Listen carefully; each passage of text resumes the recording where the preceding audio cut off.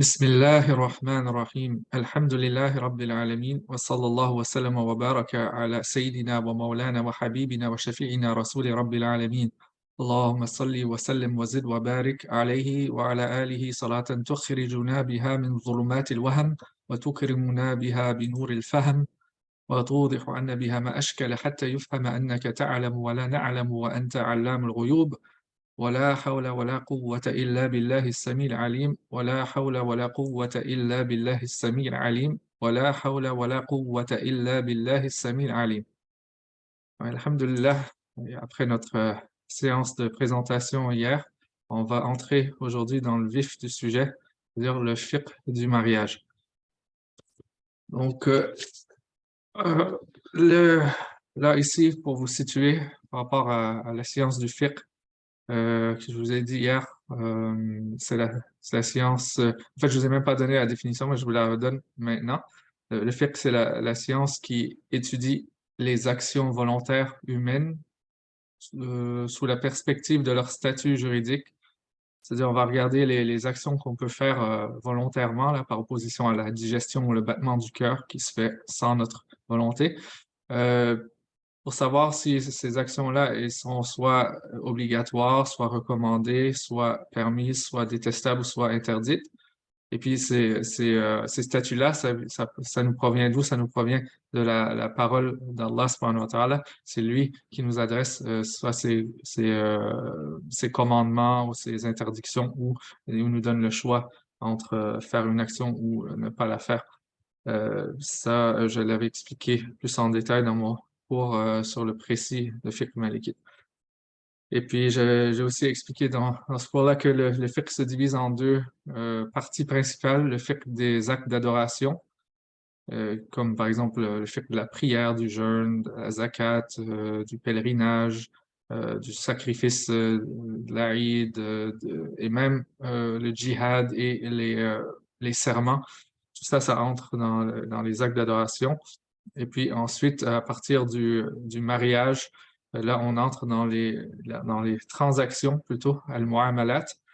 Et puis, le fiqh des transactions, il se divise en trois parties principales. Il y a le fiqh on pourrait dire, de la famille, des affaires familiales, qui comprend le mariage. Et là, on est dans ce sujet-là maintenant. Puis ensuite, il y a les transactions financières, comme la vente et la location, et les dons, et autres choses de ce genre. Et puis ensuite, la troisième partie, c'est le fiqh des procédures juridiques, comme dans les tribunaux, et puis les sanctions et autres choses du genre. Donc là, on est dans le fiqh des affaires familiales, et ça commence avec le chapitre sur le mariage. Et puis, dans le chapitre sur le mariage en tant que tel, on regarde deux sujets principalement. Le premier sujet, c'est comment on fait pour conclure un contrat de mariage, donc tout ce qui a trait à la conclusion du contrat de mariage, et puis ensuite, ce qui a trait à la rupture de l'union conjugale.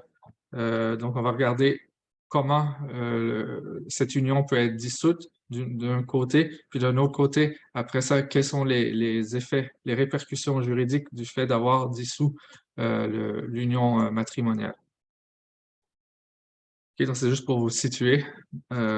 Maintenant, euh, Sidi Khalil, radiallahu anhu, dans son livre, il regarde d'abord euh,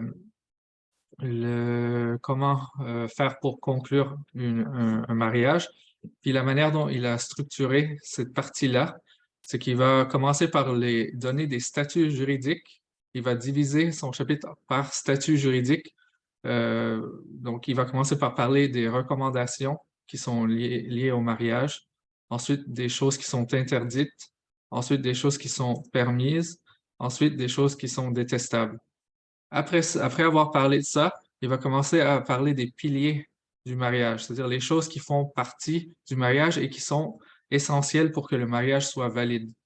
Donc, selon Khalil, il y a quatre piliers au mariage. Il y a la formule, c'est-à-dire que la formule qui est échangée par les deux parties pour que le contrat soit effectif. et force de loi. Ensuite, il y a le tuteur de la femme, qu'on appelle le wali. Lui aussi, c'est un pilier, donc il n'y a pas de mariage sans wali dans l'école malikite. Ensuite, il y a ce qu'on appelle le locus, qui est un mot technique qui en veut dire, en gros, ça veut juste dire le mari et l'épouse. Donc, il va y avoir des conditions pour que le mariage soit valide, tant du côté du mari que du côté de l'épouse. Donc, on va parler de ça ensuite. Puis, en dernier lieu, la dot. OK? Khalil, il considère que la dot est un des piliers du mariage, alors que d'autres considèrent que c'est une condition de validité, mais ça revient au même. Dans tous les cas, le mariage n'est pas valide sans dot. OK? Donc, ça va être ça, le parcours qu'on va faire ensemble, Inch'Allah, dans la première partie du chapitre sur le mariage. Et puis, aujourd'hui, on va commencer avec les recommandations qui sont liées au mariage. Mais avant de parler de ça, on va faire une introduction comme il se doit, Inch'Allah.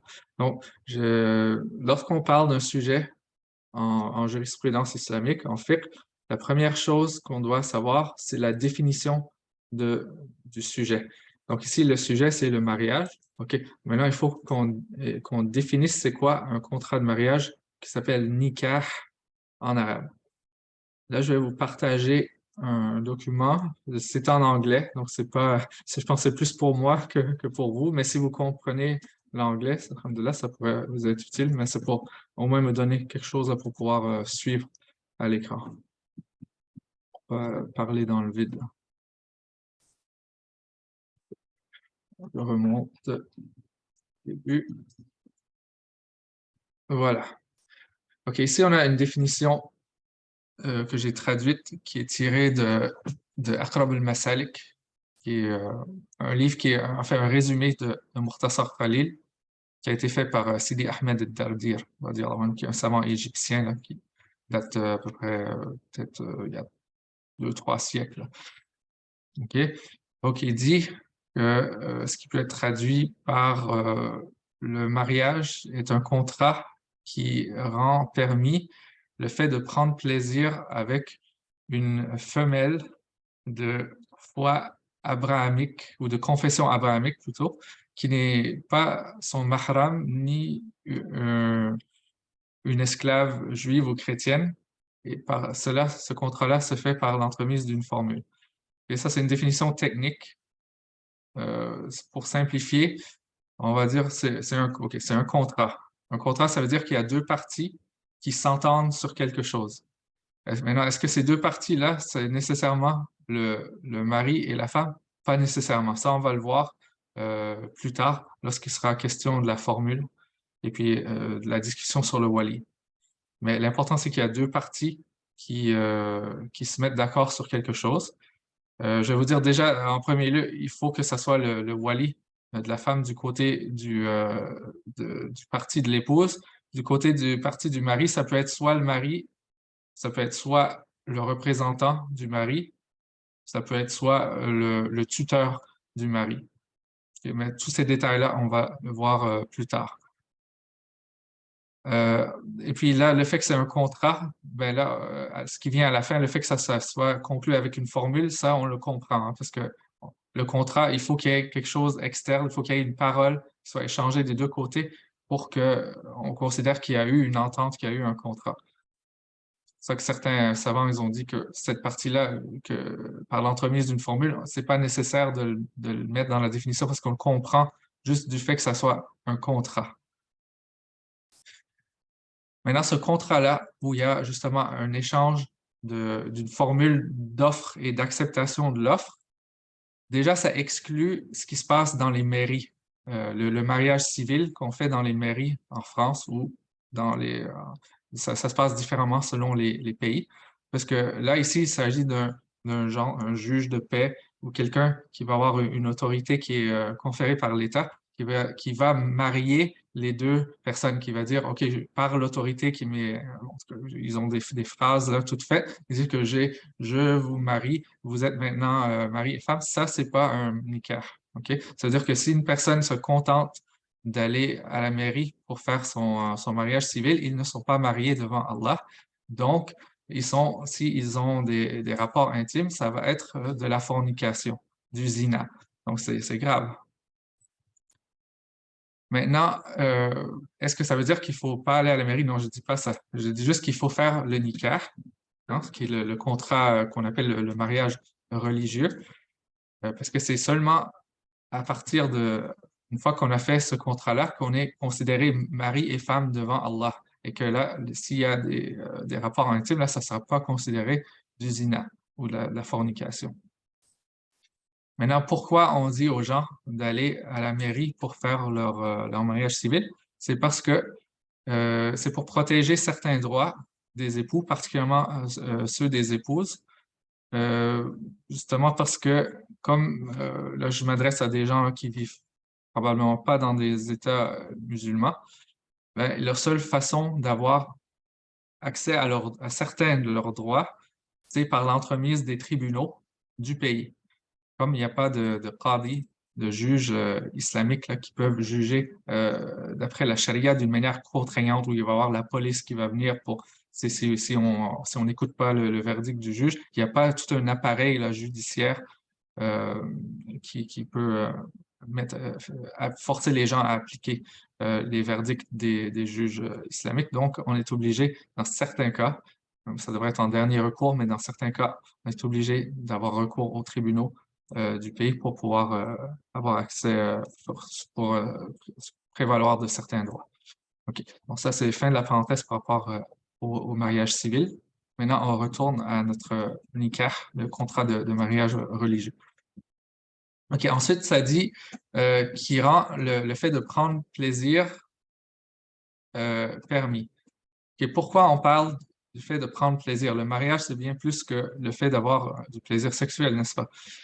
C'est pourquoi? C'est parce que les juristes ici, ils s'intéressent à ce qui est particulier au mariage. Qu'est-ce qui rend le contrat de mariage unique en son genre? C'est en fait la seule chose qui est unique en son genre, c'est que ça va permettre ce qui est normalement interdit par la charia. Lorsque vous avez un homme et une femme qui ne sont pas des mahrams, c'est-à-dire ils n'ont pas de lien là, de sang ou par alliance ou d'allaitement, et c'est pas permis pour eux, par exemple, de s'isoler dans la même pièce, ni de se regarder en tirant un plaisir de ça, ni de se toucher, euh, ni d'avoir des conversations de type personnel, puis encore moins d'avoir des rapports sexuels. Donc, c'est cet aspect-là qui est unique au mariage. Mais par contre, dans d'autres types de relations, par exemple, euh, des relations avec certains membres de la famille, on peut s'isoler avec eux dans la même pièce, on peut les toucher sans dériver du plaisir, on peut les regarder sans dériver du plaisir, etc. Donc, la seule chose qui est vraiment propre au contrat de mariage, c'est cet aspect-là qui touche à la sexualité et la sensualité. Donc, c'est pour ça qu'on a mis ça dans la définition. OK, donc ça le rend permis avec qui? Avec une femelle. Pourquoi ils ont dit femelle? Parce qu'il y a aussi les djinns, hein? Les femmes djinns. C'est permis pour un homme de marier une femme djinn. Est-ce que ça arrive souvent? Probablement pas, hein. C'est juste, c'est parce que les juristes sont très précis là, dans leur définition. Mais de nos jours, on pourrait dire avec une femme. Donc, ça serait plus simple. Et puis, par contre, pour les femmes, c'est pas permis de marier un homme djinn. Pourquoi? Est-ce que c'est de la discrimination? Oui et non. C'est pour empêcher justement que les femmes commettent la fornication ou l'adultère et puis deviennent enceintes. Et puis ensuite, ils disent que non, en fait, c'est pas parce que j'ai forniqué, c'est parce que c'est mon époux, Jin, qui m'a mis enceinte. OK, non, ça serait une excuse qui serait rejetée là, par les tribunaux. Donc, c'est pour ça. Mais sinon, en temps normal, ça serait une femme humaine. Et puis, donc ça ici, la définition, elle est formulée du point de vue de l'homme, OK? Pourquoi?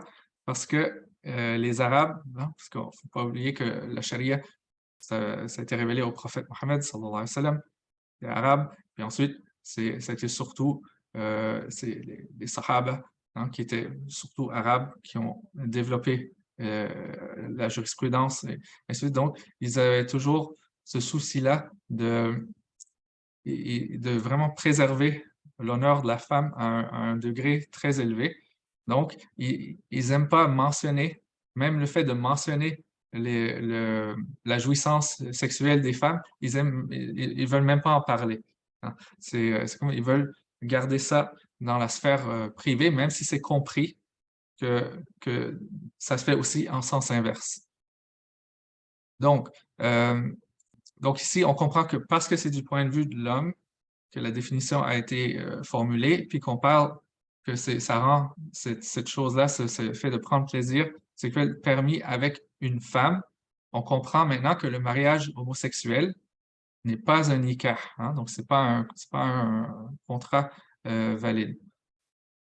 Et puis aussi, par rapport, ça nous amène à la discussion par rapport au LGBT, là, particulièrement au T, les transgenres.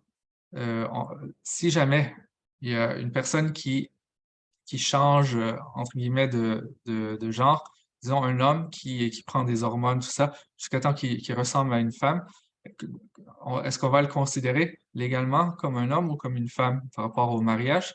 On va le considérer comme un homme. Donc, même s'il ressemble à une femme, ça ne peut pas être un prétexte pour lui d'épouser un homme, hein, ça ne serait pas valide ni permis, hein. Et puis, c'est pas permis en passant de prendre des hormones puis de faire de changer de sexe ou même d'imiter intentionnellement l'autre genre avec la façon de parler, avec les vêtements, avec tout ça. Maintenant, ensuite, il dit de confession abrahamique, donc encore du point de vue de l'homme musulman, c'est permis pour lui d'épouser soit une musulmane, soit une juive ou soit une chrétienne. Donc, c'est ce qu'on appelle les religions abrahamiques.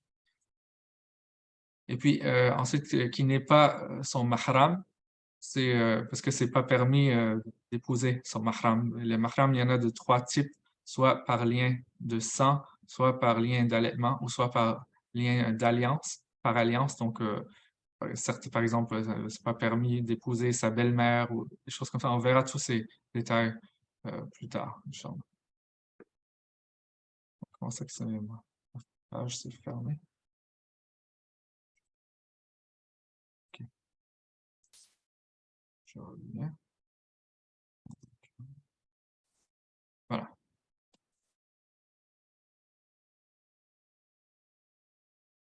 Donc, en gros, le mariage, le nikah, c'est un contrat qui rend le fait de prendre plaisir de prendre ce plaisir sexuel ou sensuel avec une femme de confession abrahamique qui n'est pas son mahram. Et ça se fait par l'entremise d'une formule. Maintenant, est-ce qu'il y a d'autres empêchements juridiques que le fait d'être le mahram? Oui, ça, on va les voir plus tard lorsqu'on va regarder le pilier qui s'appelle le locus, où on va regarder les conditions de validité par rapport au mari et à la femme. Inch'Allah. OK, donc là, maintenant, est-ce qu'il y a des questions par rapport à la définition du mariage avant qu'on continue?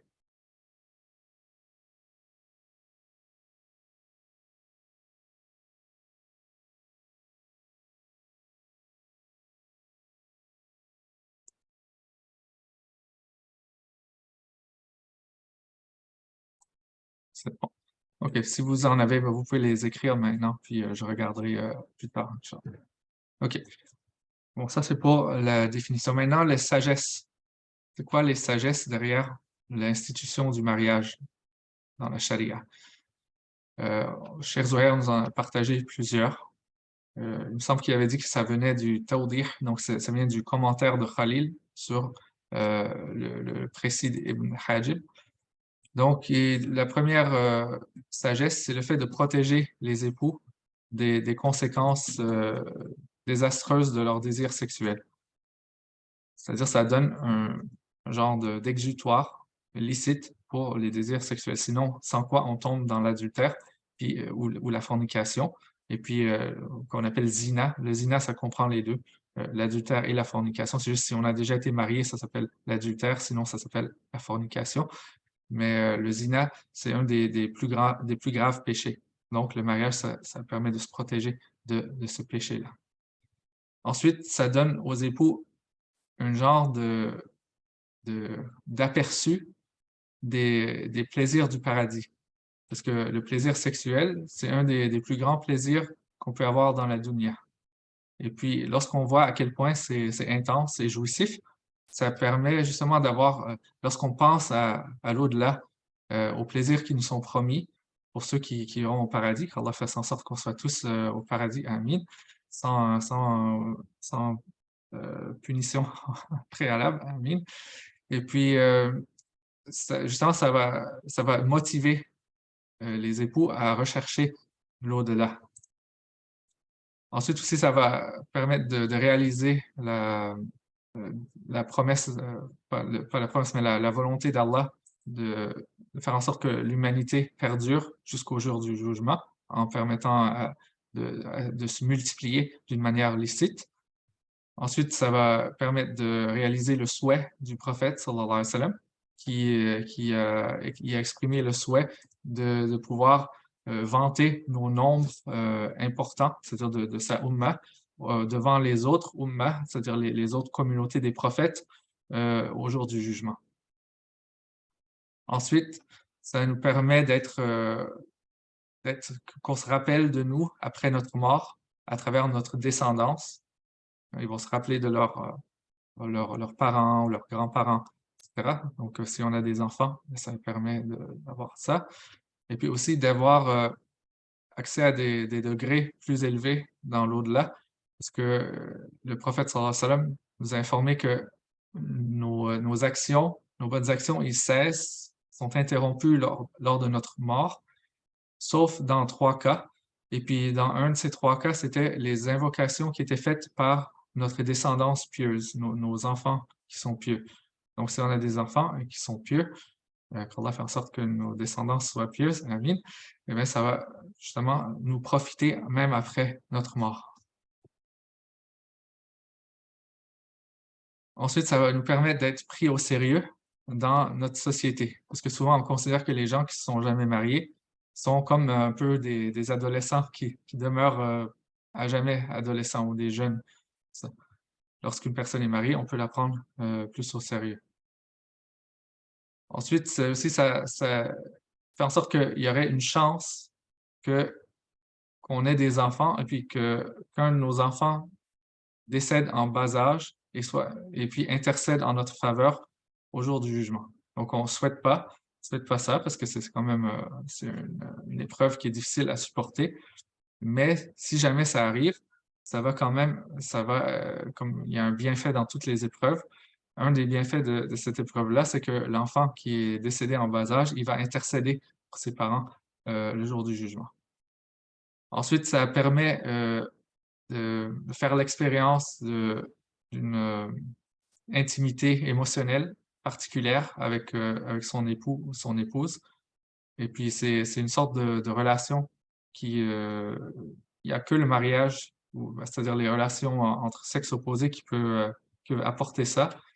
Et puis, ça va permettre justement d'échapper à la dépression, au chagrin, à la lourdeur que peut provoquer le célibat. S'il y en a parmi vous qui sont célibataires, peut-être vous sentez comme ça, vous sentez que il y a une certaine lourdeur sur votre cœur, il y a une sorte de vide.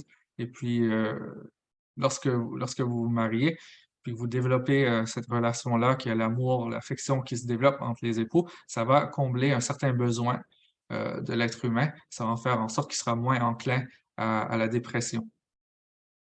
Et puis enfin, la dernière sagesse que Cheikh a partagée avec nous, c'était le fait que ça provoque, ou c'est un moyen d'atteindre la prospérité au niveau financier.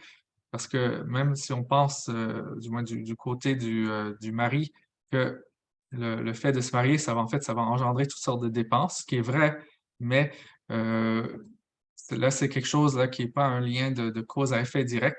C'est que Allah, subhanahu wa ta'ala, c'est lui qui crée les causes et c'est lui qui crée les effets des causes. Il n'y a pas de relation nécessaire directe entre les causes et les effets. Donc, il peut tout à fait faire en sorte que même si on est en train de s'engager dans quelque chose qui va nous faire dépenser de l'argent, Allah va faire en sorte qu'il va nous arriver des richesses là où on s'y attend pas. Et c'est la même chose lorsqu'on donne de l'aumône. Euh, le prophète sallallahu alayhi wa sallam nous a dit que l'aumône ne réduit pas notre montant d'argent qu'on a. Donner de l'aumône ne diminue pas notre richesse. En fait, c'est le contraire, ça va l'augmenter. Ok. Ensuite, Cheikh nous a dit qu'il y a certains bienfaits au célibat, mais que pour la plupart des gens, le mariage, c'est quelque chose qui est recommandé parce que c'est la seule exutoire qui est licite pour nos désirs sexuels. Et puis que l'abstinence qui est prolongée, c'est pas compatible avec notre nature animale. Ok. Parce qu'il faut comprendre que l'être humain, c'est un être très spécial, hein. D'une certaine perspective, il y a un corps animal. Donc, il y a les mêmes besoins que les animaux. Le besoin de manger, de boire, de dormir, d'aller aux toilettes et de se reproduire. Donc, on est presque identiques, là, à part notre forme qui est un peu spéciale, mais pour le reste, il n'y a pas beaucoup de différence. Euh, Puis, d'un autre côté, on a notre ruh, notre âme, notre esprit, qui est plus proche du monde angélique. C'est-à-dire, puis les anges, ils vont pas aux toilettes, ils se reproduisent pas, ils mangent pas. Pour eux, leur nourriture, c'est la glorification d'Allah, subhanahu wa ta'ala. Donc, notre côté angélique, lui, il se nourrit justement de l'adoration d'Allah, subhanahu wa ta'ala, du dhikr, de la prière, des choses comme ça. Donc, on peut pas négliger ni un aspect de notre réalité, ni l'autre. Donc, le mariage, ça permet, en fait, il y a des bienfaits spirituels aussi au mariage, mais là, ici, on parle de l'aspect physique. Ça va être sur ce plan-là que ça va être plus désastreux potentiellement si on ne se marie pas.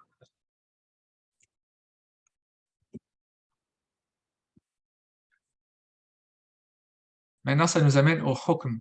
Maintenant qu'on a parlé de la définition du mariage, on a parlé des sagesses derrière sa prescription. Maintenant, on va regarder quel est le statut juridique de se marier. Est-ce que c'est pareil pour tout le monde?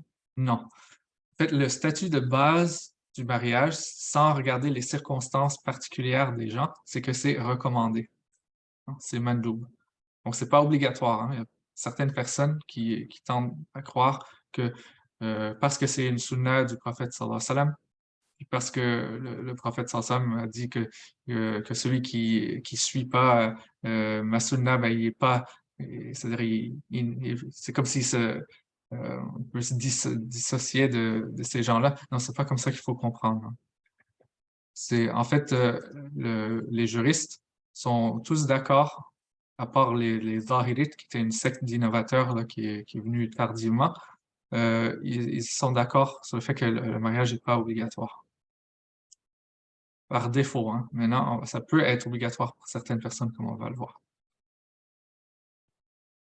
Donc, ici, j'ai fait un genre d'organigramme pour illustrer comment on arrive à savoir le statut juridique du mariage pour une personne donnée.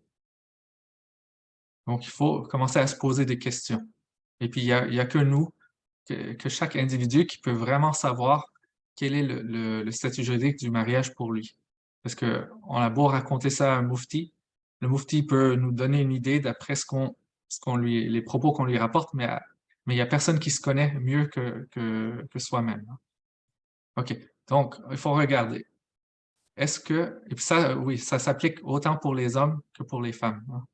Et puis, j'ai oublié dans la définition du mariage, en passant, si on tourne la définition du côté de la perspective de la femme, au lieu de dire avec une femme de confession abrahamique, ça va être avec un homme musulman. OK? Parce que pour, la femme musulmane, elle n'est pas autorisée à épouser un homme, chrétien ou juif. Mais ça, on va voir, plus en détail lorsqu'on va regarder le pilier du locus, Inch'Allah. Puis on va voir aussi c'est quoi exactement le hukm pour un homme de marier une femme juive ou chrétienne. Est-ce que c'est permis ou est-ce que c'est détestable? On va voir ça, Inch'Allah.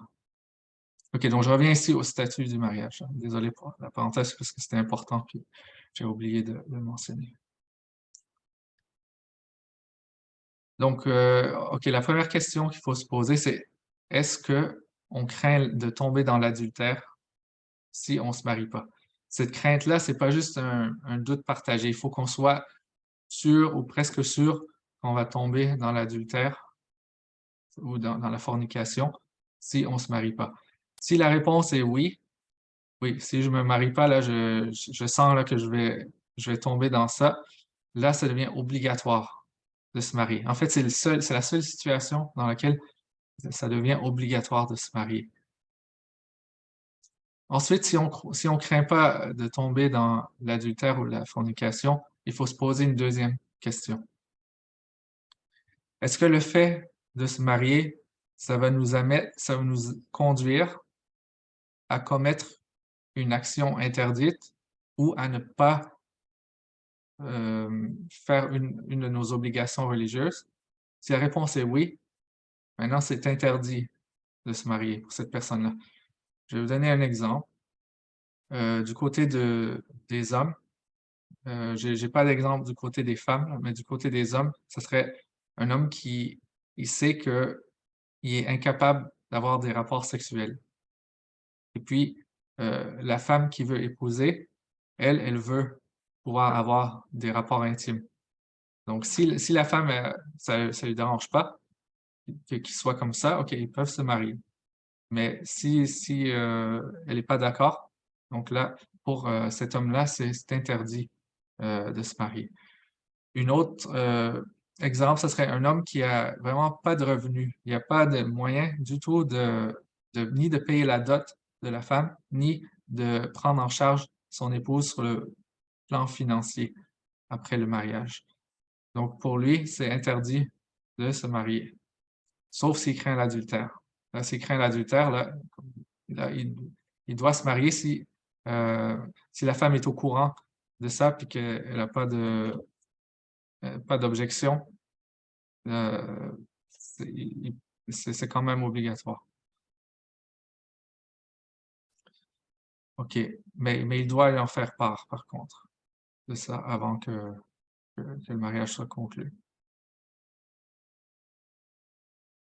Un autre exemple, pour, délaisser une obligation, ça serait si l'homme, en ce moment, disons, il y a un emploi où il ne gagne pas un salaire très intéressant et puis s'il allait se marier, il allait devoir prendre un emploi, où on ne lui accorde pas de faire ses prières au travail, de sorte qu'il allait manquer l'heure de la prière en travaillant. Donc là, ça serait interdit pour lui de se marier tant qu'il est dans cette, situation-là. Parce que, maintenant, il délaisserait une obligation religieuse pour pouvoir faire quelque chose qui est à la base juste recommandé, pour lui, qui est le fait de se marier. OK, maintenant si la personne craint pas là, de tomber dans des choses haram ou de ne pas faire ses obligations, elle doit se poser une autre question. Est-ce qu'elle désire avoir, l'intimité, avec une personne de l'autre sexe ou d'avoir quelqu'un qui s'occupe d'elle? Si la réponse est oui, là, le mariage est recommandé. Là, c'est ici notre statut de base, là. Parce que la plupart des gens, ils tomberaient dans cette catégorie. Maintenant, si la personne désire pas ça, peut-être il y a une personne qui a vraiment un désir sexuel qui est très faible ou même absent. Et puis, c'est une personne indépendante. Elle sent pas nécessairement le besoin d'avoir quelqu'un qui s'occupe d'elle. Donc, elle doit se poser une autre question. Est-ce que le fait de se marier, ça l'empêcherait de faire quelque chose qui est recommandé par la charia? Comme quoi? Comme, par exemple, dans le cas d'un homme il gagne de l'argent, Puis si elle allait se marier, il allait devoir prendre son épouse en charge. Maintenant, ça lui empêcherait de donner de l'aumône. Ou bien ça l'empêcherait d'avoir le temps de faire du bénévolat. Hein, ça vaut pour les femmes aussi. Hein. Exemple, si elle est mariée, elle sent qu'elle n'aura plus le temps de faire du bénévolat, puis elle aime bien servir la Oumma, par exemple, aider les sœurs dans le besoin ou euh, peu importe, ou enseigner les sciences religieuses quand c'est juste une obligation communautaire, mais pas une obligation individuelle pour cette personne-là d'enseigner. Euh, Dans ces cas-là, ça serait le hukm du mariage, ça serait makruh, ça serait détestable pour cette personne-là de se marier. Ok, maintenant, si ça ne serait pas le cas, ça n'empêcherait pas la personne de faire quelque chose de recommandé par la religion. Maintenant, elle doit se poser une dernière question avant d'arriver au hukm. Donc, est-ce que cette personne-là, elle désire avoir des enfants ou euh, puis est-ce qu'elle est capable, elle se pense capable d'avoir des enfants? Donc, elle ne pense pas qu'elle est stérile. Ou est-ce sinon, si ce n'est pas le cas, elle ne veut pas avoir d'enfants ou elle n'a pas les moyens d'en avoir physiquement, mais cette personne-là a un motif qui est un peu de nature caritative pour se marier. Par exemple, un homme qui, ça n'intéresse pas nécessairement d'avoir des enfants ou peut-être qu'il est stérile, mais il veut prendre en charge une veuve. Donc, pour lui, s'il épouse une veuve ou une femme divorcée qui a de la difficulté à se remarier, pour lui, il va être en train de faire une bonne action. Là, ça va être recommandé pour lui de se marier. Puis, voilà. Enfin, si la personne ne désire pas avoir des enfants, et puis ou bien elle ne peut pas avoir d'enfants, et puis elle n'a pas de motif louable pour se marier, donc le mariage va être seulement tout simplement permis pour cette personne-là. Donc, comme vous voyez, ces règles-là, ça s'applique autant aux hommes qu'aux femmes. Ça s'applique autant aux hommes qui sont célibataires qu'aux hommes qui ont une, deux ou trois femmes. Donc, ils doivent se poser cette question-là pour savoir, disons, s'ils sont déjà mariés, ils veulent faire de la polygamie, ils vont devoir se poser ces questions-là avant d'arriver au hukm de leur mariage additionnel. Parce que, en fait, la règle, ça va peut-être ça va peut-être choquer les gens, mais par défaut, la polygamie, c'est la règle par défaut. C'est pas la monogamie dans l'islam. Donc, c'est recommandé par défaut pour l'homme d'avoir quatre épouses, ou trois, ou deux, sauf si il y a des raisons de ne pas le faire parmi ce qu'on a mentionné plus haut. Puis je pense qu'on aura l'occasion d'en parler davantage, surtout il y a une section complète du chapitre qui parle justement de la polygamie.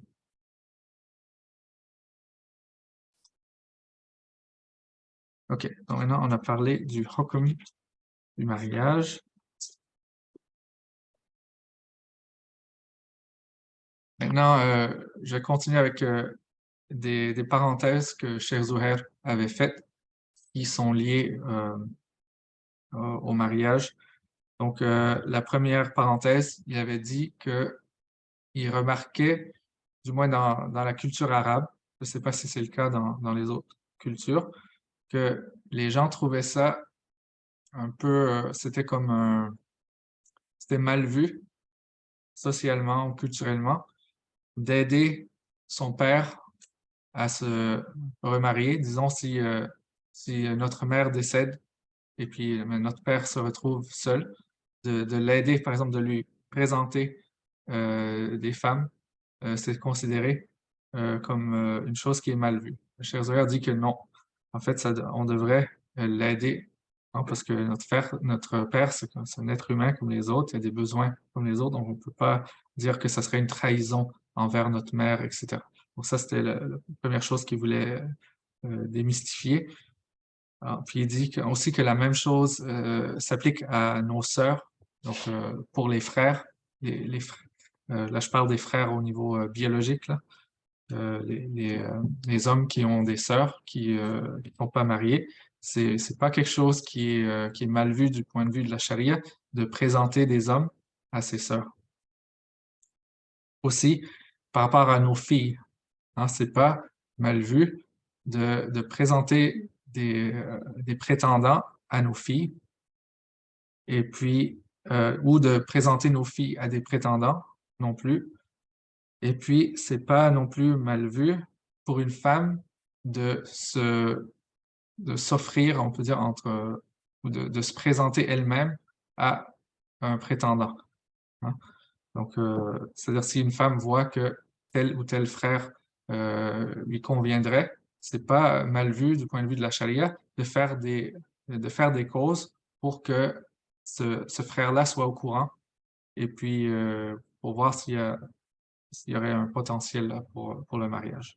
Bien sûr, ça doit se faire dans un certain cadre. Puis ça, je pense que ça sera l'occasion on va en parler peut-être le prochain cours. Parce que Cheikh Zouhair a dit qu'il allait parler de toutes sortes de choses qui sont liées à l'initiation, là, les débuts des pourparlers, tout ça, lors du prochain cours, Inch'Allah. Ensuite, une autre parenthèse qu'il avait faite, c'était par rapport aux personnes qui ont des désirs homosexuels. Il avait dit que pour les personnes qui se sentent attirées par les gens du même sexe, euh, le remède de base, par défaut, ça serait de se marier. Pourquoi? Parce qu'il dit que ces désirs-là, en fait, c'est quelque chose qui se passe au niveau de l'imagination de la personne. Elle s'imagine qu'elle va être comblée de cette manière-là. Mais si elle allait vraiment se marier avec une personne là, de l'autre sexe et elle allait faire l'expérience du mariage licite, ça allait être peut-être une manière de goûter au vrai plaisir licite euh, et puis se faire détourner la personne de ses désirs imaginés qu'elle imagine. Donc, il disait que la personne qui est dans cette situation-là, pour pouvoir se guérir de cet état, premièrement, elle doit vouloir vraiment désirer changer et puis faire des causes pour pouvoir euh, réduire son attachement aux personnes du même sexe. Donc, elle doit devoir avoir des bonnes fréquentations, hein, des gens qui sont attachés à la charia. Et puis, cette personne-là va aussi devoir faire beaucoup de doigts à Allah pour l'aider dans cette épreuve-là. Et puis, euh, aussi donner le temps. Hein. C'est quelque chose qui nécessite du temps. Donc, c'est pas juste se marier, puis là, après une semaine, dire non, ça peut aider du tout, j'ai encore des désirs là, pour les personnes du même sexe. Non, ça prend du temps, il dit aussi. Et puis, il dit, dans tous les cas, au moins, si la personne se marie, ça va lui donner un exutoire qui est licite pour ses désirs sexuels, et ça va au moins l'empêcher de tomber dans les activités là, sexuelles illicites là, avec les personnes du même sexe. Et puis il dit, bien sûr, il faut regarder avant qu'une personne, ça ne s'applique pas à tout le monde qui a ces genres de tentations-là, parce qu'il y a certaines personnes qui pourraient même pas s'imaginer. Ils se disent carrément, là, ils savent que c'est impossible pour eux même d'avoir des rapports avec une personne du sexe opposé. Donc pour ces personnes-là, comme euh, ils porteraient préjudice à leur époux ou leur épouse, donc là, dans ce cas-là, pour eux, le mariage, c'est pas envisageable. Euh, Puis aussi, il y a certaines personnes qui, oui, ils ont ces tentations-là, mais ils savent que ils sentent pas qu'ils vont tomber dans la fornication avec les personnes du même sexe. Donc pour eux, c'est pas nécessairement euh, la prescription là, de se marier. Donc tout ça, c'est toujours faut regarder chaque cas individuellement, mais c'est des principes généraux. OK, donc ça, c'était pour l'introduction. Maintenant, on va juste regarder dans Mukhtasar Khalil. Inch'Allah, la partie qu'on va couvrir aujourd'hui, c'est très court. Je sors de ce document. Je vais vous montrer à quoi ça ressemble.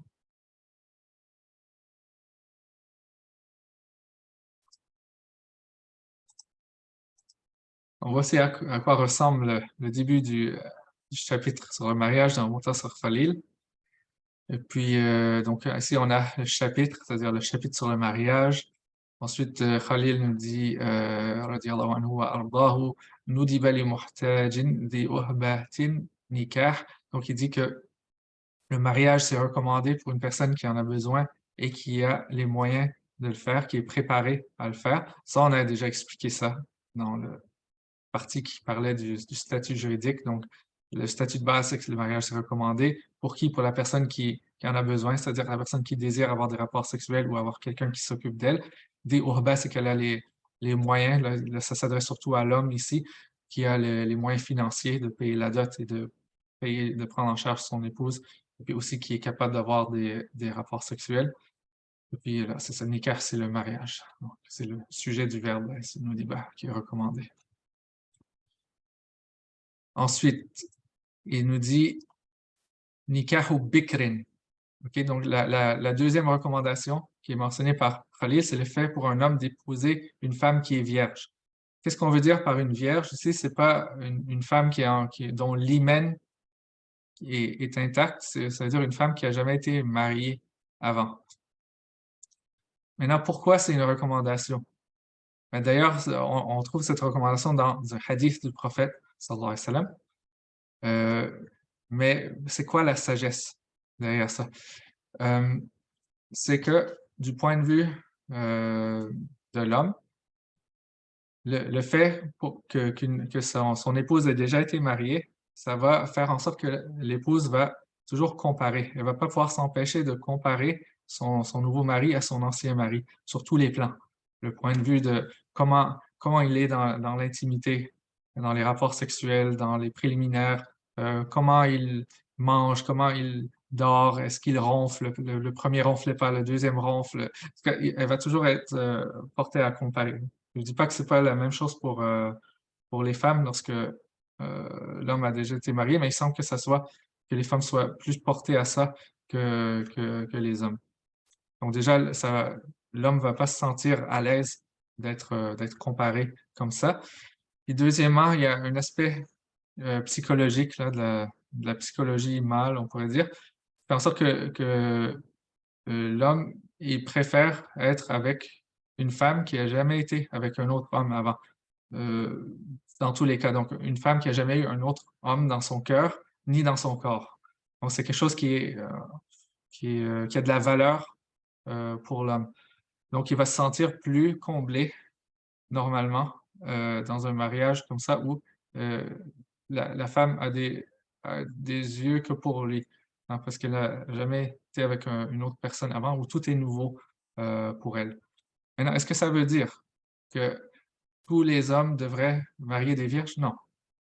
Euh, ça dépend de la situation, hein. Premièrement, il pourrait avoir parmi les prétendantes, il pourrait avoir une femme qui a déjà été mariée, puis, mashallah, son niveau de pratique religieuse, mashallah, sa beauté, mashallah, son caractère, mashallah.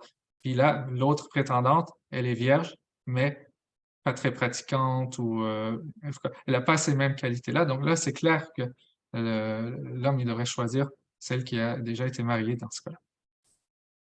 Donc c'est une recommandation c'est un principe général, mais ça ne s'applique pas à tous les cas.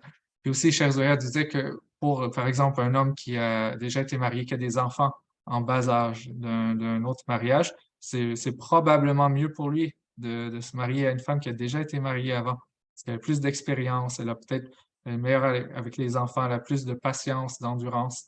Même chose pour un mari qui a des frères, des jeunes frères et sœurs qui habitent avec lui parce que sa mère est décédée, c'est lui qui va s'en occuper. S'il épouse une femme qui a déjà été mariée, ça pourrait être mieux aussi pour lui. Peut-être qu'elle va être meilleure pour s'occuper des jeunes frères et sœurs, etc. Maintenant, le fait, la parole sur la virginité, ça nous amène à parler d'une pratique qui est courante. C'est le fait de demander des certificats de virginité. Ça, c'est quelque chose qui est une aberration sur le point de vue de la charia. Parce que premièrement, pour avoir ce certificat-là, il faut qu'il y ait quelqu'un qui regarde pour voir si l'hymen est intacte. Alors que j'ai dit que la virginité, d'ailleurs, ça n'a rien à voir avec l'hymen en tant que tel. Hein, ça a rapport avec le fait de jamais avoir été marié. Et puis ensuite, puis même le fait de poser la question puis s'attendre à avoir une réponse directe aussi est une aberration parce que disons que la femme, elle a eu des rapports, elle a forniqué lorsqu'elle était plus jeune.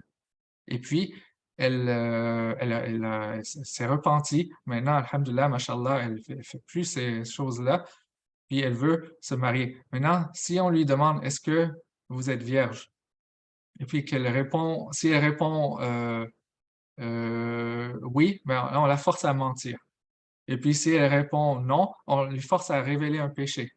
Donc, dans les deux cas, ça va mener qu'à quelque chose de haram. Donc, comment on doit traiter cette question-là? Si jamais l'homme, il veut absolument épouser une femme qui est vierge, donc il met ça comme condition lors des pourparlers, tout ce qu'on a à faire, au lieu de dire oui, elle est vierge, non, elle n'est pas vierge, on dit euh, le parti là, qui va représenter la femme, soit la femme elle-même ou son wali, il va dire on ne pense pas qu'il y a compatibilité ou quelque chose comme ça. Comme ça va être une façon polie de refuser, mais sans dévoiler quoi que ce soit. Ok? Donc, c'est comme ça qu'on devrait procéder. Ensuite, la prochaine recommandation mentionnée par Khalil est وَالنَّظَرُ وَجْهِهَا وَكَفَّيْهَا فَقَطْ بِعِلْمٍ. C'est recommandé pour l'homme, avant d'épouser la femme, de regarder son visage et ses mains. Et inversement, c'est recommandé pour la femme de regarder le visage et les mains de son futur mari avant de décider si oui ou non elle va l'épouser. Maintenant, il y a des conditions à ça. Premièrement, il faut que ça soit au niveau de l'homme, il faut qu'il regarde seulement son visage et ses mains. Ça ne peut pas être plus que ça. Donc, je ne peux pas regarder ses cheveux, par exemple. Je ne peux pas demander ah, mais je ne sais pas, là, moi, les cheveux, c'est important, je dois savoir à quoi ressemblent tes cheveux. Non. S'il vous demande ça, vous dites non, c'est haram, je ne le ferai pas.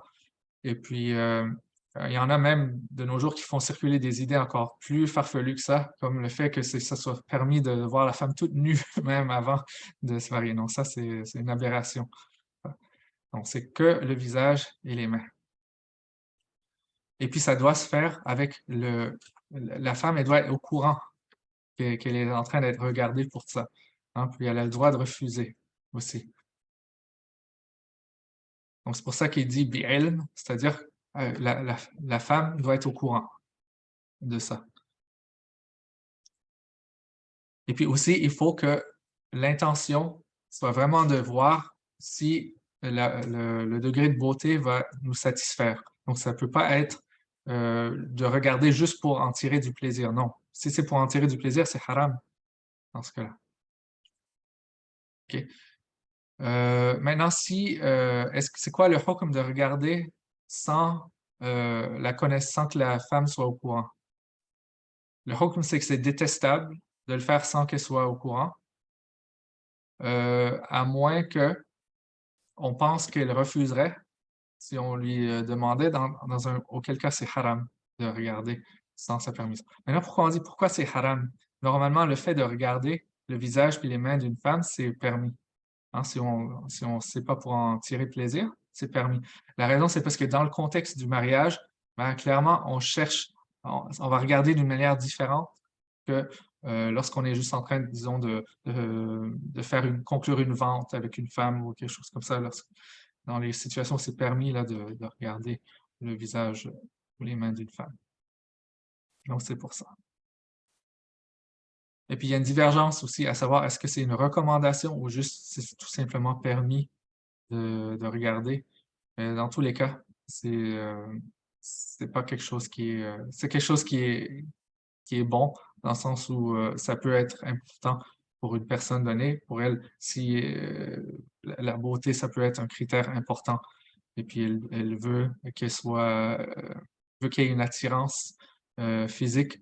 C'est tout à fait normal. Donc, pour cette personne-là, elle devrait euh, user de cette permission et puis regarder.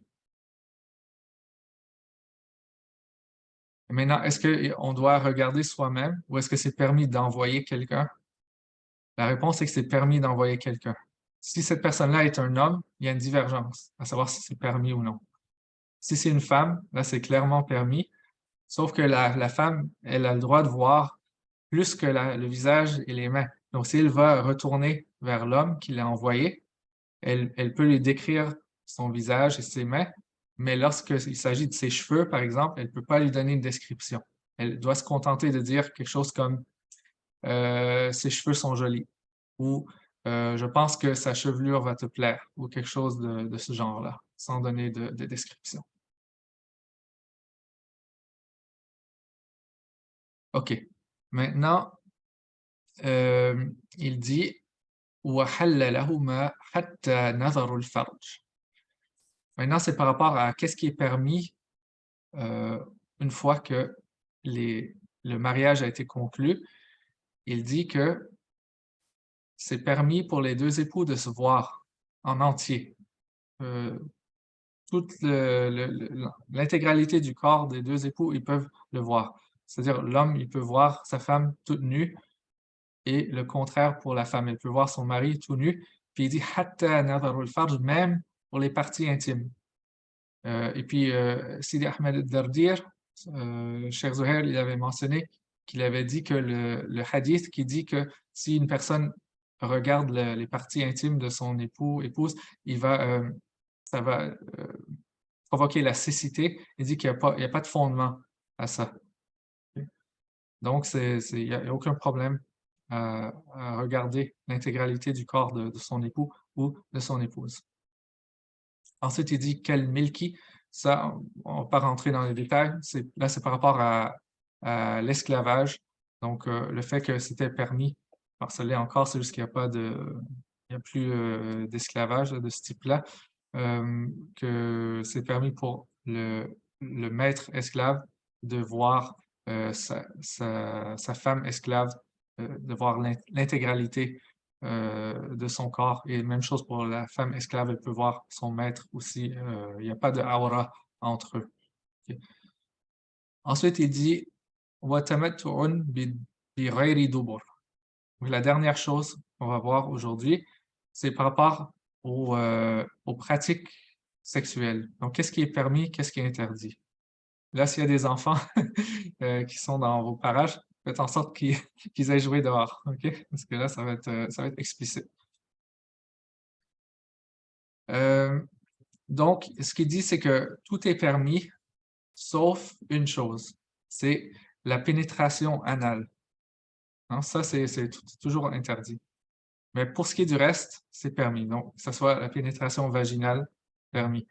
Le fait de donner du plaisir à son mari ou à sa femme avec ses mains ou ses doigts, c'est permis. Le fait d'avoir, je sais pas comment on dit en français, là, mais ce qu'ils appellent le sexe oral, c'est permis aussi, tant pour l'homme avec sa femme que la femme avec son mari. Sauf que au niveau du sexe oral donné par la femme à son mari, c'est que c'est détestable qu'il y ait l'éjaculation dans la bouche de la femme. Pourquoi? Parce que il y a une chance que ça se mélange avec sa salive et qu'elle finisse par en avaler. Et comme c'est une impureté, c'est considéré détestable. Donc, c'est mieux que l'éjaculation se produise à l'extérieur de la bouche de la femme si le couple fait ce genre d'activité-là. Maintenant, pour le fait de l'avaler, oui, bien sûr, c'est interdit. Puis si la femme considère qu'il va y avoir un risque trop fort qu'elle avale ça, là, c'est interdit qu'il y ait l'éjaculation dans la bouche. OK. Maintenant, quoi d'autre? Le fait que l'éjaculation se produise à l'extérieur du vagin durant les rapports vaginaux, ça aussi, c'est permis. Donc, il peut éjaculer sur n'importe quelle partie de son corps, ça, c'est permis. Même, ils disent même sur l'anus, hein. Donc, ça, même s'il y a divergence par rapport à ce dernier cas. Là, je vais aller dans mon document parce que j'avais d'autres choses et puis j'ai peur d'oublier des détails.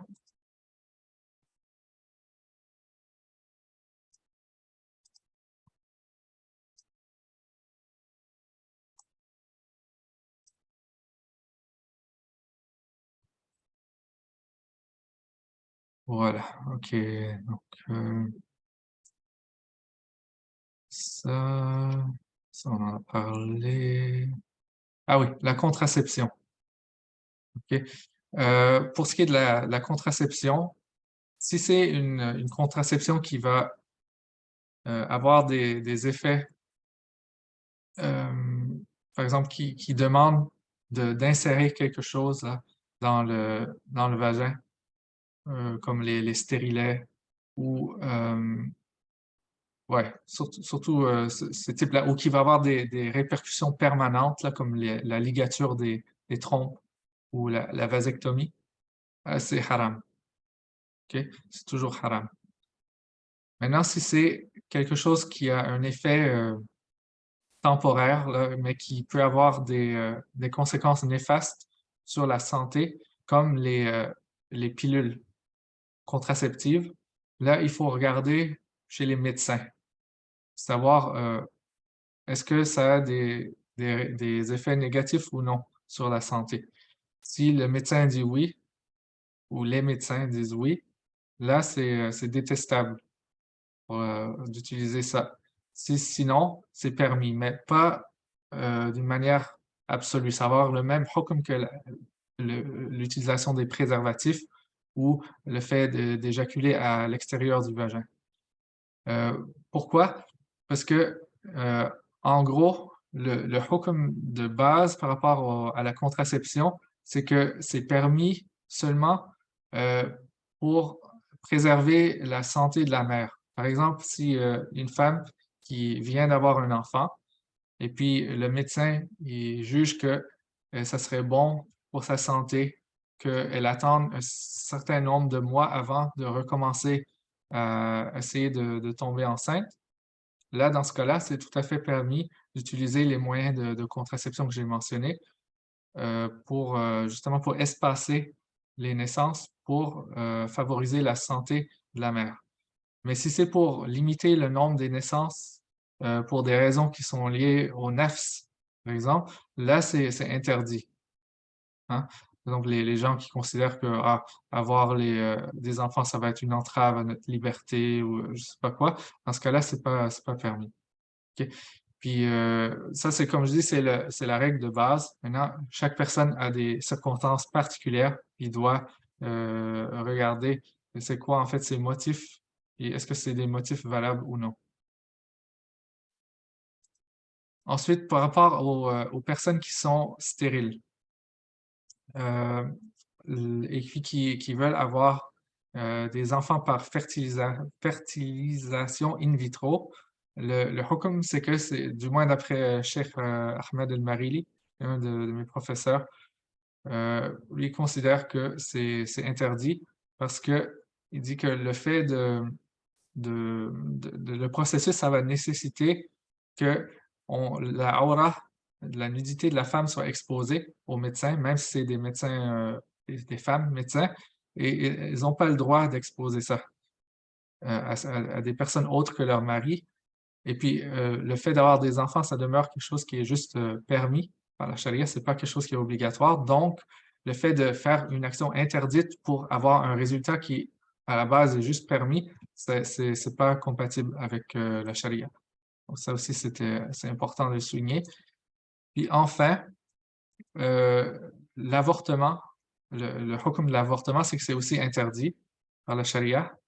Et puis, même si c'est, durant les premiers 40 jours de la grossesse ou même s'il y a eu un viol et puis que la femme est tombée enceinte, par suite du viol.